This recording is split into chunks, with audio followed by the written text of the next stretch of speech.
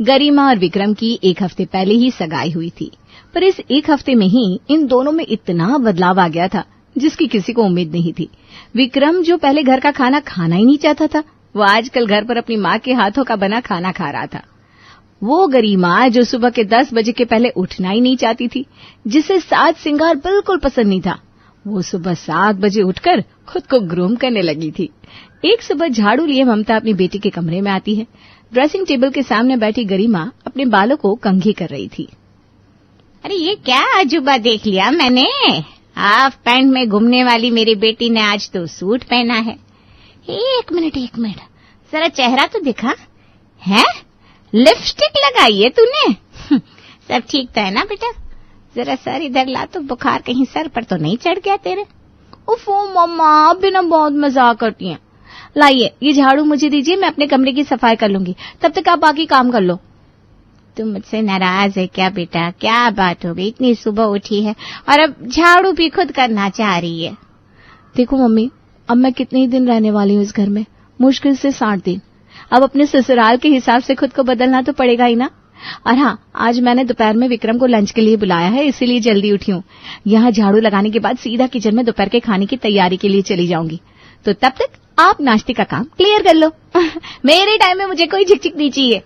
हाँ बेटा हाँ, नहीं आऊंगी तुझे डिस्टर्ब करने। ससुराल में जब 24 घंटे रसोई में अकेले रहना पड़ेगा ना, तब याद आएगी माँ की। यह गरिमा अपनी माँ को अपनी बातों से इम्प्रेस कर रही थी, तो वहाँ विक्रम नाश्ते की टेबल पर अपने बेटे को खाना परोसती उषा कहती है, दोपहर में क्या बना लूं बेटा? दाल चावल भिंडी खा लेगा या कढ़ी बना लूं? अरे कुछ भी बना लीजिए उषा जी, आजकल देख नहीं रहे आपके बेटे ने खाने को लेकर ड्रामे करने बंद कर दिया। पहले तो ये नहीं खाना मम्मी, वो नहीं खाना, अब जैसा ही लगा कि बीवी आने वाली है, वो तो इतना ड्रामा सहेगी नहीं, तो आ गया लाइन पर। ऐसी कोई बात नहीं है जी, ये होता है कुंडली मिलाकर रिश्ते करने का प्रभाव। मैंने कहा था ना, अगर कुंडली सही से मिले तो इंसान का नेचर अपने आप बदलने लग जाता है। कुंडली का तो पता नहीं मम्मी, खुद को बदलने की इच्छा भी होनी चाहिए। और जितना मैं गरिमा को समझ पा रहा हूँ, पापा वो मेरे सारे नखरे आराम से उठा लेगी। और हाँ मम्मी, जहाँ तक रही दोपहर के खाने की बात, तो दोपहर में कुछ भी बनाने की जरूरत नहीं है।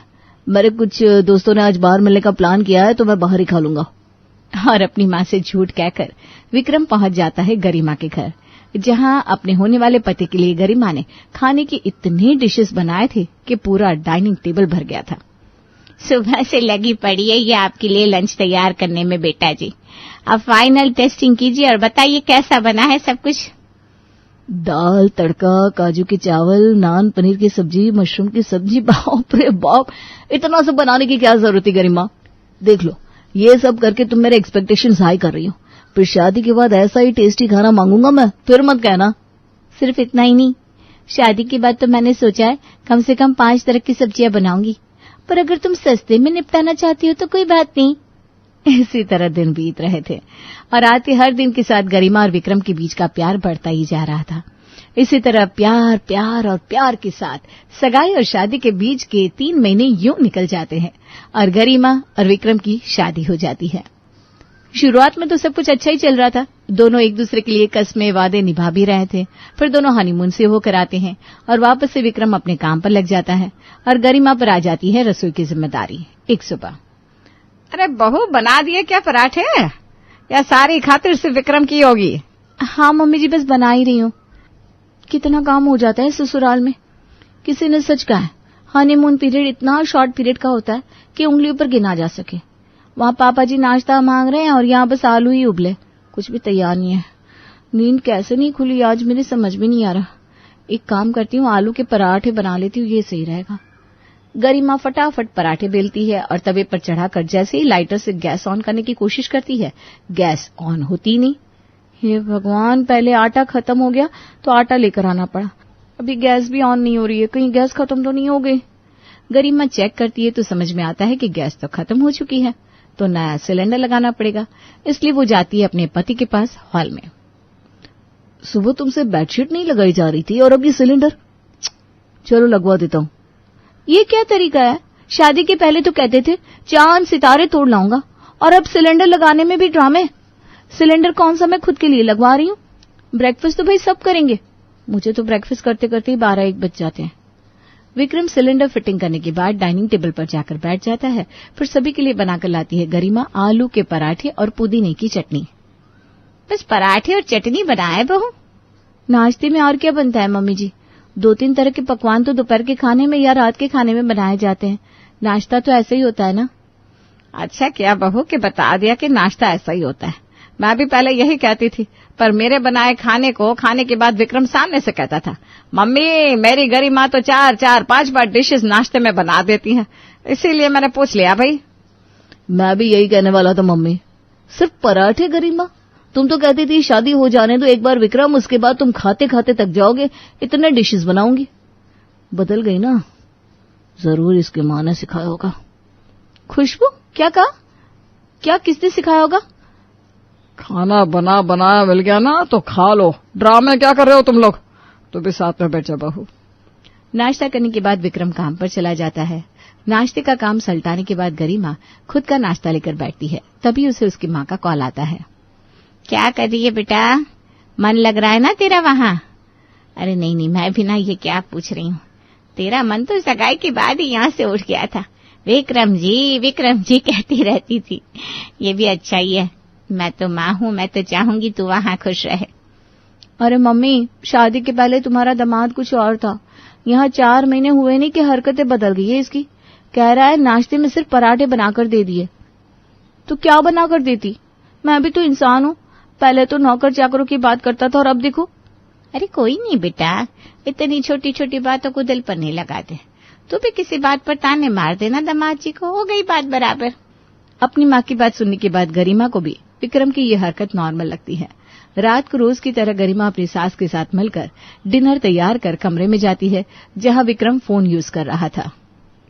भूले तो नहीं हो ना, आज सैटरडे है और हर सैटरडे हम लॉन्ग ड्राइव पर जाते हैं।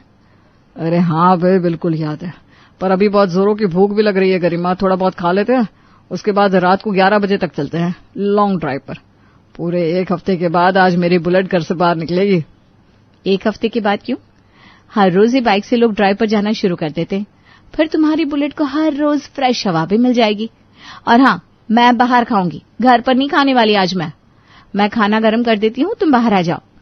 यहाँ गरिमा अपने कमरे से बाहर आती है तो वहाँ उषा विक्रम के कमरे में चली जाती है। गरिमा खाना डाइनिंग टेबल पर लगाती है। ये दोनों माँ बेटे कहाँ रह गए? जरा जाकर बुलाकर तो ला बहू, पूरा परिवार साथ में खाता ही अच्छा लगता है।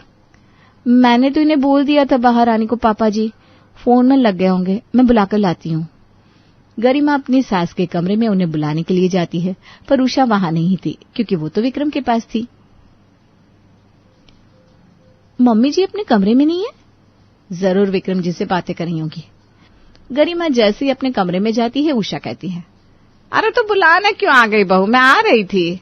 ये कहकर उषा कमरे से बाहर चली जाती है। गरिमा, वो मैं क्या कह रहा था कि हम रात का प्लान कैंसिल कर सकते हैं क्या? मेरा मतलब है, बाइक में इस तरह इतनी रात गए घूमना ठीक नहीं है ना। ये क्या बात हुई? पहले भी तो घूमते थे हम, उस वक्त तो हमारी शादी भी नहीं हुई थी। मेरे घर से उठाकर मुझे घुमाने लेकर जाते थे तुम। पहले की बात अलग थी गरिमा, पर अब 11 बजे निकलेंगे हम तो कम से कम लौटने में 1-2 तो बज ही जाएंगे, क्योंकि तुम्हें चाय पीनी होती है, वो भी ग्रेजुएट चाय वाले की, जिसके लिए 40 किलोमीटर दूर जाना पड़ता है।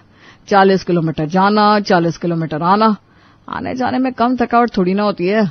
फिर उसके बाद सुबह ऑफिस जाने के लिए मुझसे उठा नहीं जाता। शादी के पहले तो मुझे रॉकेट में बैठकर मंगल ग्रह तक ले जाने को तैयार थे तुम, और अब ये। अपनी माँ से बैठकर बातें करो और यही सब सीखो तुम। अरे तुम माँ को बीच में क्यों ला रही हो गरिमा? बदली तो तुम भी कम नहीं हो, अपनी माँ से ही सीखा होगा तुमने भी। अपने बेटे के कमरे से आती आवाजें सुन महेश हॉल से आवाज लगाता है। अरे क्यों परेशान कर रहा है बहू को? बहू तू उसे रहने दे, तू आजा, बैठ जा खाने पर। अब तो ना चाहते हुए भी बैठना ही पड़ेगा ना पापा जी। डिनर के बाद आज विक्रम अपनी बीवी को घुमाने लेकर जाता ही नहीं। गुस्से में अगली सुबह गरिमा भी नाक चढ़ाए विक्रम के पर्सनल काम न करने की ठान लेती है। सुबह सुबह नहाकर तौलिया बांधे विक्रम बाथरूम से बाहर आता है। ये क्या बात हुई? आज गरिमा बेड पर कपड़े रखना भी भूल गई। रोज तो सब कुछ सेट करके जाती है। खुद ही कबर्ड से कपड़े निकालकर विक्रम तैयार होने लगता है। तभी फोन पर अपनी माँ से बात करती हुई गरिमा कमरे में आती है। आजकल मर्दों को लगता है कि वही काम करते हैं, क्योंकि वो बाहर कमाने जाते हैं। हम औरतें तो जैसे घर पर बैठकर झक मारती है ना। मेरी बेल्ट कहाँ रखी है गरिमा? तुम्हारे भी 2 हाथ है, मेरे भी 2 हाथ है। मैं अपने उन 2 हाथों से पूरे घर का काम करती हूँ। तुम अपने 2 हाथों से सिर्फ अपना काम भी नहीं कर पा रहे हो। बाइक चलाने में तुम्हें थकावट हो जाती है ना, तो मुझे भी बेल्ट निकाल कर देने से थकावट हो जाएगी। खुद ढूंढ लो अपनी बेल्ट। अपनी ढीली पैंट को संभालते हुए विक्रम कुछ देर बाद बाहर डाइनिंग टेबल पर नाश्ते के लिए बैठता है। ये क्या? कल पराठे, आज पोहे। धीरे धीरे जितना काम से बचा जा सके उतना बचने की पूरी कोशिश की जा रही है। गरिमा, लगता है ये सब तुम अपनी माँ से सीख रही हो। वही तो बात है, कोशिश तो करती हूँ, पर मेरी माँ है ना, वो सिर्फ संस्कार देना जानती है, वरना सामने आज पोहा भी नहीं होता। क्या तुम दोनों हर वक्त एक दूसरे को टॉन्ट मारते रहते हो? तो भी बहू समझा कर, अगर कुछ अच्छा खाने का मन होता है विक्रम को तो खिला दिया कर। तेरा भी कोई फर्ज है कि नहीं अपने पति की तरफ? वाह मम्मी जी वाह, आप तो खिलाड़ी निकली। पहले खुद सारा रायता फैलाया और अब सीधी बन रही हैं। क्या मैं नहीं जानती विक्रम को रात को मुझे घुमाने ले जाने के लिए किसने मना किया था? अच्छा, मैं क्या कह रही थी बहू, आज सुबह ना पारुल का फोन आया था। उसके घर पर उसकी ननद और नंदोई आने वाले हैं, तो खाने की तैयारी करना जाना होगा। चली जाएगी क्या तू? मैंने अभी तक तो कुछ कहा नहीं, तू हाँ में भरेगी तभी हाँ करूंगी। हाँ मम्मी जी, इसमें क्या प्रॉब्लम है? बस यही काम था मम्मी जी, या कुछ और भी? अरे हाँ बहू, तेरे पास लाल रंग की वो साड़ी नहीं है क्या जो तू अपने मायके से लेकर आई है? जरा देना तो, पारुल के घर जाना है ना, तो वही पहन कर जाऊंगी। मेहमानों के सामने लगना चाहिए कि कोई आया है। जी मम्मी जी। अपनी सास की सारी बातों में हामी भरने के बाद गरिमा रसोई में जाकर बाकी कामों में लग जाती है। मम्मी को कॉल मिला देती हूँ, कल भी बात नहीं हो पाई थी, फिर पारुल आंटी के यहाँ भी तो जाना होगा मुझे। गरिमा अपनी माँ को फोन मिलाकर उनसे बातें करने लगती है। पर तू आज अपनी पड़ोसन के यहाँ चली जाएगी तो फिर अपनी सास के एनिवर्सरी का प्रिपरेशन कैसे करेगी? भूल गई क्या कल तेरी सास की एनिवर्सरी है? ओ मम्मी, सही याद दिलाया आपने। ये बात तो दिमाग से ही निकल गई थी मेरे। अगर मैं पारुल आंटी के यहाँ चली गई तो कल एनिवर्सरी के लिए रेस्टोरेंट बुकिंग का काम, मम्मी जी के लिए गिफ्ट लेना और बाकी सारे काम कब करूंगी? उसी वक्त विक्रम अपनी झूठी प्लेट सिंक में रखने के लिए किचन में आता है और गरिमा को अपने मायके बात करता देख लेता है। यहाँ विक्रम रसोई से बाहर निकलता है और वहां गरिमा। मैं क्या कह रही थी मम्मी जी, अभी तक हमने पायल आंटी जी को हामी नहीं भरी है ना, तो मना कर दीजिएगा ना, मैं नहीं जा पाऊंगी। बस मुझे लगा ही था कि उल्टी चलने वाली गरिमा आज मेरी माँ की कई सारी बातों पर हामी कैसे भर रही है। अभी किचन में ये अपनी माँ से बात कर रही थी। मम्मी, जरूर इसकी माँ ने सिखाया होगा। तुम घूम फिर कर मेरी माँ पर क्यों आ जाती हो विक्रम? क्योंकि तुम मेरी माँ पर आती रहती हो, दिन भर क्या कहती रहती हो, माँ ने सिखाया होगा, माँ ने सिखाया होगा। सीख तो तुम अपनी माँ से रही हो। इसी बात पर फिर विक्रम और गरिमा की बहस छिड़ जाती है। छोटी सी बात इतनी बढ़ जाती है कि रात को एक कमरे में विक्रम और गरिमा सोते तक नहीं। ये तो रोज रोज का हो गया उषा जी। क्या लगता है समदन जी से बात करनी चाहिए क्या? मैं बात करनी चाहिए क्या होता है, बात तो मैं करूंगी, आखिर मेरे बेटे और बहू के रिश्ते की बात है। और तमतमाती हुई उषा लगाती है ममता को कॉल। अब मुझे क्या कह रही हैं समधन जी, आग तो आपने लगा कर रखी है मेरी बेटी के जीवन में। अपने बेटे को मेरी बेटी के खिलाफ भड़काती रहती हैं आप। अगर वो अपनी बीवी को घुमाने लेकर जा ही रहा है तो आपको क्या प्रॉब्लम है? ऐसा तो नहीं है कि आपको वो बिना खाना परोसे घूमने निकल जाती है। खाना गर्मा गर्म मिल रहा है आपको, दामाद जी आपको अपनी सैलरी से खर्चे दे रहे हैं, फिर क्या बाकी रह गया? क्या दोनों के बीच की प्राइवेसी आपको खत्म करनी है? फिर आप कहेंगी कि बच्चा नहीं हो रहा। भगवान जानता है मैं कभी भी विक्रम को गरिमा के साथ समय बिताने से मना नहीं करती समधन जी। मैं ऐसा क्यों करूंगी? एक काम कीजिए, आप और समधी जी यहाँ आ जाइए, दोनों परिवार मिलकर बैठकर बातें करें, तभी ये मिसअंडरस्टैंडिंग खत्म हो सकती है। और अगली सुबह ही गरिमा के पेरेंट्स उसके ससुराल पहुंच जाते हैं। बताइए दामाद जी, आपको ऐसा क्यों लगता है कि मैं गरिमा के कान भरती हूँ? अरे तू बता बहू, तुझे ऐसा क्यों लगता है कि मैं विक्रम को भड़का रही हूँ? क्योंकि जब भी गरिमा अपनी बात बदलती है उससे पहले वो आपसे ही बात कर रही होती है मम्मी जी। जैसे कि उसने पहले तो मम्मी से कहा कि वो पारुल आंटी के पास जाने को तैयार है, फिर उसने आपसे बात की और पारुल आंटी के यहाँ जाने से मना कर दिया। जैसे कि पहले विक्रम ने मुझे कहा था कि वो मुझे घुमाने लेकर जाएगा और शादी के पहले मुझे घुमाने लेकर जाता भी था। रात को घूमने की बात फाइनल करके जैसे ही मैं कमरे से बाहर आई, आप कमरे में चली गई मम्मी जी। इन 10 मिनट में भगवान जाने आपने क्या बातें की विक्रम से कि उसने प्लान ही कैंसिल कर दिया। वो तो एक इंसिडेंट था, ऐसा तो कई बार हुआ है। खैर, वैसे भी अब इन बातों से कोई फर्क नहीं पड़ता। मम्मी मैं तुम्हारे साथ ही चलूंगी, मुझे यहाँ नहीं रहना है। विक्रम वो नहीं है जो शादी के पहले था। बदली तो तुम भी हो गरिमा। शादी के पहले तो तुम कहती थी बाबू मैं तुम्हें अपने हाथों से खाना बनाकर खिलाऊंगी, 10 तरह के पकवान बनाऊंगी। पहले तुम मुझसे रात रात भर बातें करती थी और अब रसोई से आते ही सो जाती हो। तुम्हारे वादे ये करूंगी वो करूंगी, क्या हुआ उन वादों का? जब तक लोग दूर रहते हैं वादे आराम से किए जा सकते हैं बेटा। असली परीक्षा तो शादी के बाद शुरू होती है। उस वक्त तुम दोनों पर कोई जिम्मेदारी नहीं थी, इसलिए वो खुशी खुशी तुम्हारे लिए अलग अलग तरह के डिशेस बनाकर खिलाती थी। यहाँ उस पर घर के तीनों वक्त खाना बनाने की जिम्मेदारी है, जैसे कि तुम पर काम की जिम्मेदारी है। इतनी छोटी छोटी बातों पर रिश्ते नहीं टूटते बेटा। तुम दोनों को समझना होगा कि यही तुम दोनों की रियलिटी है।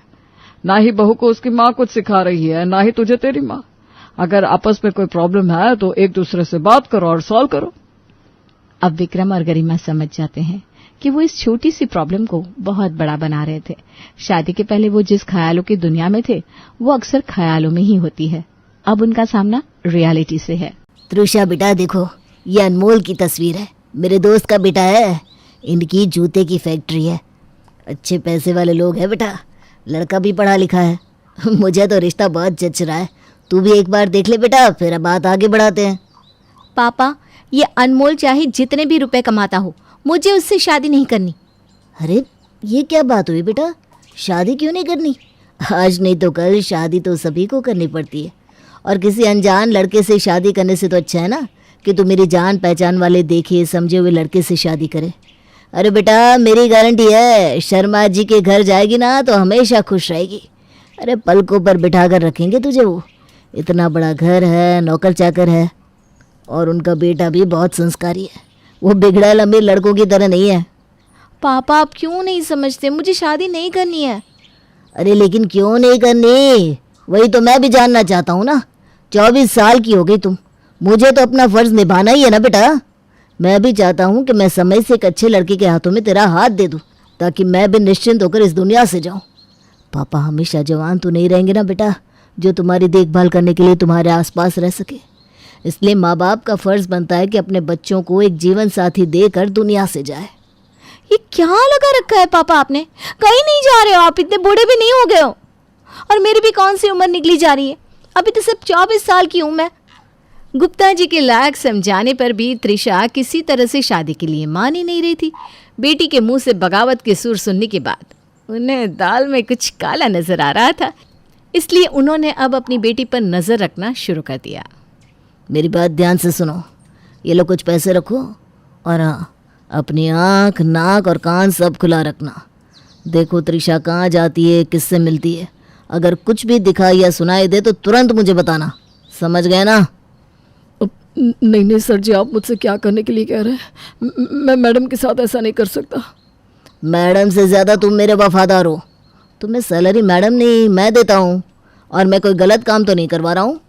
अरे अपनी बेटी की चिंता है मुझे पता तो होना चाहिए ना कि वो कहीं किसी गलत इंसान के साथ तो नहीं समय बिता रही। तुम्हारे भी बच्चे होंगे, क्या तुम नहीं चाहोगे कि तुम्हारी बेटी किसी अच्छे आदमी के साथ शादी करे? ठीक है सर, मैं ध्यान रखूंगा, और अगर मुझे कुछ भी दिखाई दिया तो आपको तुरंत बताऊंगा। सुनो, इस होटल के सामने गाड़ी रोक दो और यहीं पर वेट करो, मैं थोड़ी देर में आती हूँ। ठीक है मैडम। ड्राइवर को रेस्टोरेंट के बाहर खड़ा करके त्रिशा अंदर चली जाती है। सर ने कहा था कि मैं त्रिशा बीबी पर नजर रखूं। अंदर जाकर देखता हूं कि त्रिशा मैडम किससे मिलने गई है। ड्राइवर छिपकर त्रिशा को देखने लगता है। अरे त्रिशा बीबी तो किसी लड़के के साथ बैठी हुई है। दोनों के बातचीत करने के तरीके से ऐसा लग रहा है कि दोनों सिर्फ दोस्त तो नहीं है, बात कुछ और ही है। लड़के का पहनावा तो कुछ साधारण सा लग रहा है।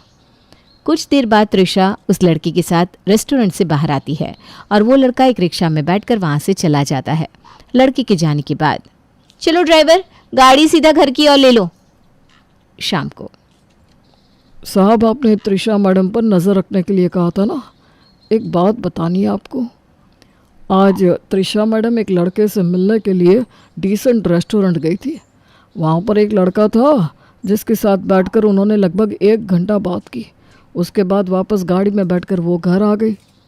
लेकिन एक बात थोड़ी खटक रही है कि वो लड़का ना ऑटो में बैठकर आया था और ऑटो रिक्शा से ही वहाँ से चला गया। दिखने में भी बड़ा साधारण सा लग रहा था। मैडम की बराबरी का तो बिल्कुल नहीं लग रहा था। ठीक है, तुम आगे भी नज़र रखना, देखो ये उस लड़के से बार बार मिलती है या नहीं, और मैं पता लगाता हूँ कि वो लड़का कौन है। कुछ दिन बाद। सर, त्रिशा मैडम लगभग हर रोज़ इस लड़के से मिलती है। आप पता लगाने की कोशिश करिए कि आखिर वो लड़का कौन है। मुझे तो देखने से कोई गरीब घर का लड़का नज़र आता है। ड्राइवर की बात सुनकर अब तो गुप्ता जी के होश उड़ गए थे। क्या? मेरी करोड़ों की प्रॉपर्टी, बिजनेस, बैंक बैलेंस छोड़कर ये लड़की एक गरीब लड़के के साथ अपना घर बसाना चाहती है। इसीलिए मेरे दिखाए हुए करोड़पति लड़कों के रिश्ते ये एक के बाद एक ठुकरा रही है। कुछ ना कुछ तो करना ही पड़ेगा। और फिर गुप्ता जी अपनी बेटी से ही पूछ लेती हैं। त्रिशा, कौन है वो लड़का जिससे तुम रोज मिल रही हो? सच सच बताओ, झूठ बोलने की कोशिश मत करना, मैं सब पता लगा चुका हूँ। पापा, जब आपको सब कुछ पता चल ही गया है तो आप मुझसे क्या जानना चाहते हैं? कौन है वो लड़का, कहाँ रहता है, उसके माँ बाप क्या करते हैं, सब बताओ। पापा, उस लड़के का नाम रवि है। पास के ही GDA फ्लैट्स में किराए पर रहता है और गवर्नमेंट जॉब की तैयारी कर रहा है। उसके पापा एक गवर्नमेंट ऑफिस में क्लर्क है और वो मेरे साथ कॉलेज में ही पढ़ता था। कॉलेज के समय से हमारी दोस्ती है। और हाँ पापा, वो सिर्फ मेरा दोस्त नहीं है, मैं उसी से शादी करना चाहती हूँ। आप मेरे सामने करोड़पति अरबपति लड़कों की लाइन भी लगा दोगे ना, तब भी मैं सिर्फ और सिर्फ रवि से ही शादी करूँगी। तुम्हारा दिमाग तो खराब नहीं है? एक मामूली एक लड़के के बेटे के साथ शादी करोगी तुम? अरे क्या मिलेगा उससे शादी करके तुम्हें? आखिर है क्या उसके पास? एक ढंग की गाड़ी भी नहीं होगी। और तुम्हें मैंने ये लग्जरी गाड़ी दे रखी है, ड्राइवर दे रखा है, महीने के 30 दिन में 30 तरह के कपड़े पहनती हो, 100 तरह के जूते चप्पल होंगे तुम्हारे पास। क्या ऐसी जिंदगी दे पाएगा वो कभी तुम्हें? बेवकूफ़ी मत करो त्रिशा, और जिससे मैं कह रहा हूँ ना, उस लड़के से शादी कर लो। इन हवाई बातों से जिंदगी नहीं चला करती।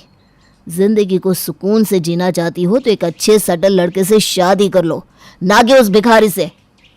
वो भिखारी नहीं है पापा, आप इस तरह से रवि की इंसल्ट नहीं कर सकते। और मैंने कहा ना आपको, मुझे आपका ये सोने का महल नहीं चाहिए। मुझे रवि से ही शादी करनी है। मैं उससे प्यार करती हूँ, वो मुझे समझता है, मैं उसे समझती हूँ। और मैं सब जानती हूँ पापा कि उसके पास क्या है, उसकी कितनी हैसियत है। मैं मैनेज कर लूँगी, आप चिंता छोड़ दो। लगता है ये लड़की ऐसे नहीं मानेगी। अब मुझे कुछ और ही करना पड़ेगा। अच्छा ठीक है, मैं उस लड़के से मिलकर तय करूंगा कि वो तुझसे शादी के लायक है या नहीं है। अगर मुझे रवि पसंद आया तभी मैं तुम्हें उससे शादी करने की परमिशन दूंगा। तुम उसका एड्रेस, फ़ोन नंबर मुझे दे दो। और हाँ, अब जब तक मैं नहीं कह देता ना, तब तक तुम ना तो उसे फ़ोन करोगी ना मिलने जाओगी, वरना मेरा मरा मुंह देखोगी। पापा, क्या हो गया आपको? ऐसी बातें क्यों कर रहे हैं? ठीक है, आप उससे मिलकर आइए। मुझे पूरा भरोसा है कि मेरा रवि आपको बहुत बहुत पसंद आएगा। वो है ही इतना अच्छा, उससे मिलने के बाद आप मना कर ही नहीं पाओगे। ठीक है, मैं वादा करती हूँ आपसे पूछे बिना ना मैं उसे कॉल करूँगी और ना ही मैसेज। नोटों की गड्डियाँ अपनी जेब में ठूसकर गुप्ता रवि से मिलने के लिए पहुँच जाता है। त्रिशा को जानते हो ना? मैं त्रिशा का पापा हूँ। नमस्ते अंकल जी, मैं त्रिशा से बहुत प्यार करता हूँ और शादी भी करना चाहता हूँ।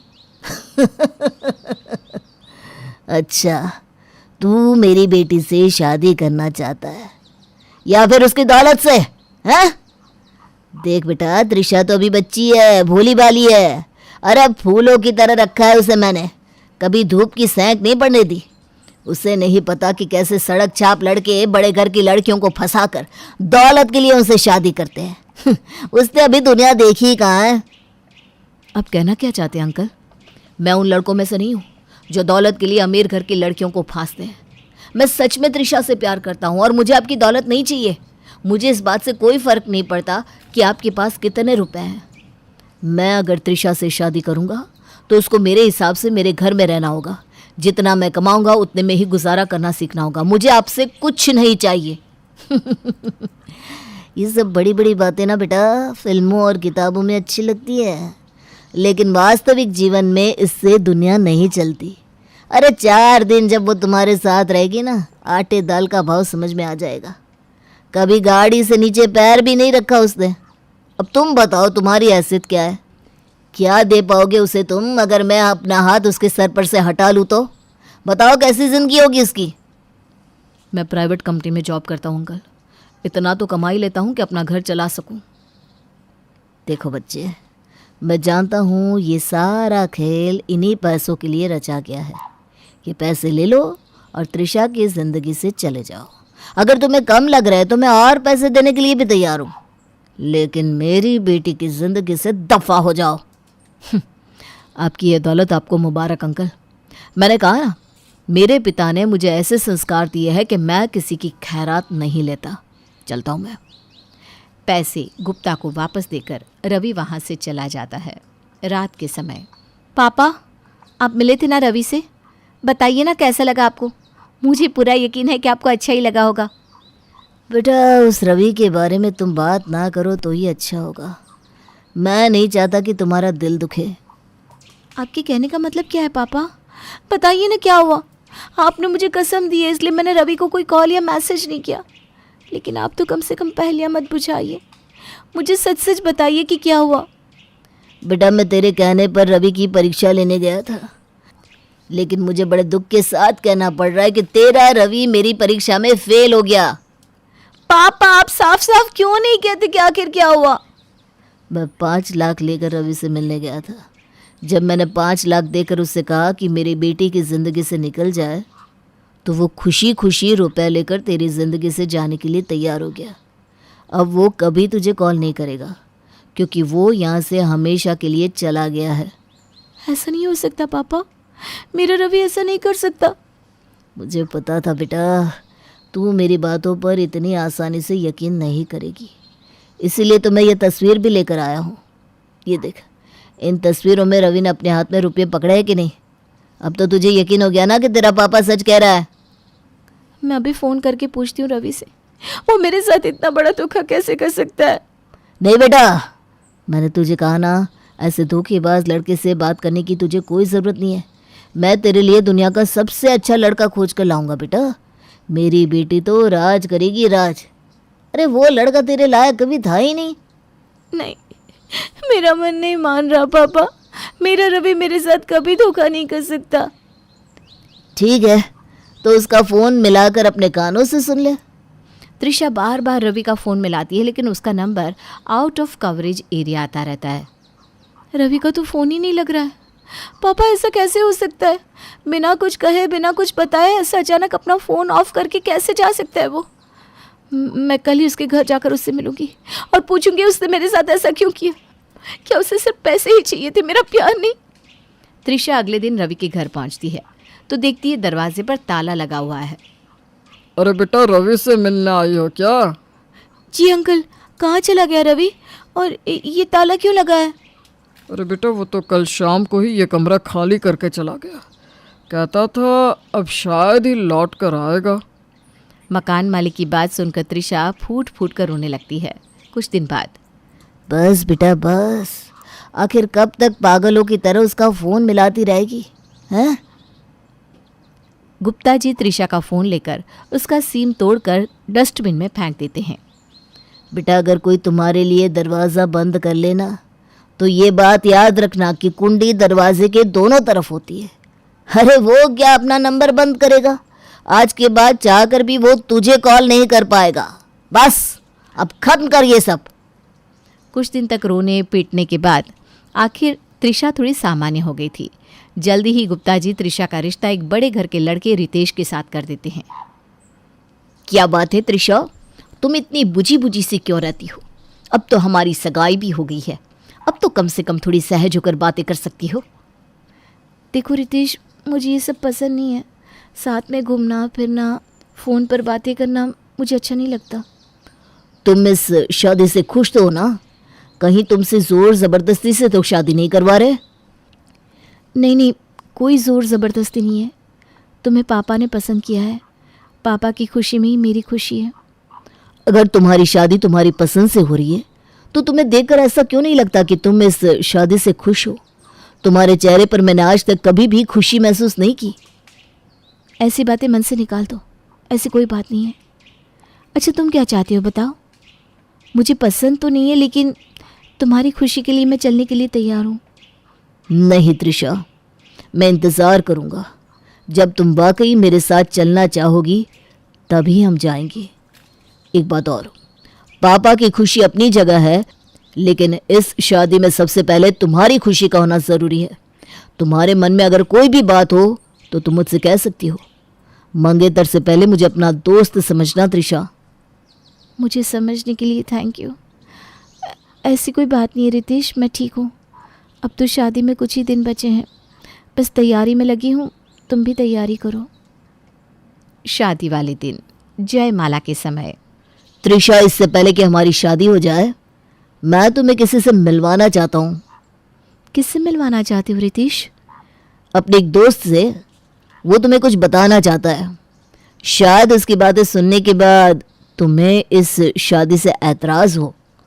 तुम कहना क्या चाहते हो? मैं समझ नहीं पा रही हूँ। कौन दोस्त? और वो ऐसा क्या कह देगा कि मैं आपसे शादी तोड़ दूंगी? रितेश अपने दोस्त को आवाज़ लगाकर बुला लेता है। रवि, तुम अब यहाँ क्या करने आए हो? मेरी खुशियाँ बर्दाश्त नहीं हुई ना तुमसे? मेरी शादी के दिन यहाँ पर तमाशा करने आ गए? तुम मुझे गलत समझ रही हो त्रिशा। मैं तमाशा क्यों करूँगा? अगर मुझे तमाशा ही करना होता ना तो बहुत पहले कर चुका होता। वो तो रितेश ने कहा, इसलिए मैं यहाँ आया हूँ। रितेश, तुमने इसे बुलाया है? क्यों? अच्छा, तो तुम्हें रवि के बारे में पता लग गया है। ठीक है, अगर तुम्हें हमारे रिश्ते से कोई ऐतराज़ था तो तुम मुझे मना कर सकते थे। ये शादी वाले दिन नाटक करने की क्या ज़रूरत थी? त्रिशा, ऐसा बहुत कुछ है जो तुम्हें जानने की ज़रूरत है, और वो सब बताए बिना मैं तुमसे शादी नहीं कर सकता। तुम्हारे पापा ने तुम्हें कोई फ़ोटो दिखाया था ना, ये बताने के लिए कि उनके दिए हुए पैसे लेकर रवि ने तुम्हें छोड़ दिया। ठीक है, मैं भी आज तुम्हें कुछ दिखाना चाहता हूँ। ये वीडियो देखो। इस वीडियो में तुम्हें समझ में आएगा कि कैसे तुम्हारे पापा ने एक फ़ोटो खींचकर तुम्हारे और रवि के बीच में गलतफहमियां पैदा की और उसके बाद साजिश करके तुम दोनों को अलग कर दिया। उस दिन तुम्हारे पापा पैसे लेकर तो ज़रूर गए थे, लेकिन ये एक बहुत बड़ी साजिश थी। उन्होंने रवि को खरीदने की कोशिश की थी, लेकिन रवि ने पैसे लेने से इनकार कर दिया। जब रवि को वो अपनी दौलत से नहीं खरीद पाए तो तुम्हारे पापा ने एक और चाल चली। गांव में रह रहे उसके पिताजी का तुम्हारे पापा ने एक्सीडेंट करवा दिया। जैसे ही रवि को उसके पापा के एक्सीडेंट की खबर मिली, वो तुरंत गांव के लिए निकल गया। रास्ते में उन्होंने रवि का मोबाइल गायब करवा दिया, इसलिए जब तुम उसे कॉल करती रही तो उसका फ़ोन लगा ही नहीं और ना ही वो तुम्हें अपने रूम पर मिला। उन्होंने जानबूझकर तुम्हारे फ़ोन से भी तुम्हारा पुराना सिम तोड़कर फेंक दिया और तुम्हारे मन में रवि के लिए जहर भर दिया ताकि तुम उसकी खोज खबर लेने की कोशिश भी ना करो। एक सप्ताह के बाद जब रवि अपने गांव से वापस आया तो उसने देखा कि हम दोनों की सगाई हो चुकी है। वो तुम्हारे रास्ते में रुकावट नहीं बनना चाहता था, इसलिए वो कभी सामने नहीं आया। लेकिन तुम्हें ये सब कैसे पता है रितेश? क्योंकि रवि को मैं पहले से जानता हूँ। वो मेरे बचपन का दोस्त है।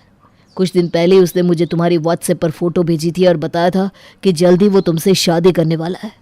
जब मेरा रिश्ता तुम्हारे साथ पक्का हुआ तब मुझे तुम्हारा चेहरा कुछ जाना पहचाना सा लग रहा था। फिर मैंने रवि की भेजी हुई फ़ोटो को व्हाट्सएप में चेक किया तो पाया कि तुम वही लड़की हो जिससे मेरा दोस्त रवि प्यार करता था। मुझे समझ में आ गया कि कुछ न कुछ गड़बड़ तो ज़रूर है। जब मैंने खोजबीन की तो पता चला कि ये सारा किया धरा तुम्हारे पापा का है। तुम्हारे पापा भूल गए कि जिस ड्राइवर से उन्होंने पैसे देते समय फ़ोटो खिंचवाई थी, दरअसल उसने सिर्फ फ़ोटो नहीं खींची थी बल्कि उस पूरे घटनाक्रम का वीडियो भी बनाया था। कुछ पैसों के लिए उसने फ़ोटो तुम्हारे पापा को दी और थोड़े ज़्यादा पैसों के लिए उसने वो वीडियो मुझे दे दिया और इस तरह मुझे सारी सच्चाई पता लग गई। अब तुम सारी सच्चाई जानती हो। मैंने इस वीडियो में तुम्हें रवि की सच्चाई का सबूत भी दे दिया है। क्या अब तुम रवि से शादी करना चाहोगी? क्या? लेकिन हमारी शादी? अरे मैं इतना भी बुरा नहीं हूँ कि दोस्त की प्रेमिका से शादी करूँ। रितेश की बात सुनकर त्रिशा मुस्कुरा देती है। इस मंडप में त्रिशा की शादी होती है, लेकिन इस बार दूल्हा रितेश नहीं बल्कि रवि था।